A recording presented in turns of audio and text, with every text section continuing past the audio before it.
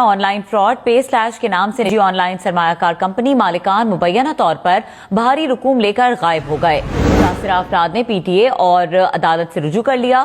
ہم نیوز نے موقف کے لیے کمپنی کے تمام متعلقہ نمبرز پر رابطہ کیا لیکن کسی نے جواب نہیں دیا۔ بات کرتے نمائندہ ہم نیوز فیاض احمد سے۔ فیاض، مبینہ آن لائن فراڈ کیسے ہوتا تھا اور متعلقہ اداروں نے کوئی کارروائی کی ہے ابھی تک؟ انویسٹمنٹ ایجنسی ہے اور اس میں جو انویسٹر ہوتا تھا وہ مختلف 50,000 سے لے کر لاکھوں روپے تک انویسٹ کر سکتے تھے، پھر ان کو منافع دیا جاتا تھا۔ کچھ عرصے تک تو یہ منافع دیتے لیکن اب گزشتہ 5-6 دنوں سے نہ ہی جو انویسٹر ہیں وہ لاگ ان کر پا رہے ہیں، نہ ہی وہ کیش وڈرا کر پا رہے ہیں۔ اس حوالے سے کافی دنوں تک تو انہوں نے انتظار کیا، بالآخر سوشل میڈیا کا سہارا لے کر انہوں نے احتجاج کیا اور اپنا جو مسئلہ تھا وہ پیش کیا۔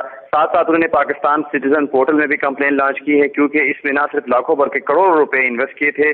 زیادہ تر جو انویسٹر تھے وہ خیبر پختونخوا اور ڈسٹرکٹ خیبر کے تھے جنہوں نے جرگہ بھی کیا اور جو اس آن لائن کمپنی کے ہیڈ تھے، ایکسچینجر تھے، ان سے بھی بات کرنے کی کوشش کی لیکن ان کے مطابق کوئی رابطہ نہیں ہو پا رہا۔ اب چونکہ کافی دیر ہو چکی ہے، انتظار کے بعد انہوں نے اب یہ فیصلہ کر لیا ہے کہ نہ صرف ایف آئی اے کو اس حوالے سے درخواست دیں گے بلکہ اس حوالے سے عدالت کے بھی دروازہ کھٹکھٹائیں گے۔ ساتھ ساتھ پی ٹی اے کو بھی درخواست ارسال کر دی گئی ہے اور یہ مطالبہ کیا گیا ہے کہ جو آن لائن انویسٹمنٹ کے نام پر ان کے ساتھ فراڈ ہوا ہے اور وہ جو متعلقہ شخص ہے جو کہ منظر عام سے غائب ہیں ان کے خلاف کارروائی کی جائے تاکہ جو پیسہ انویسٹ ہوا ہے وہ واپس ہو سکے۔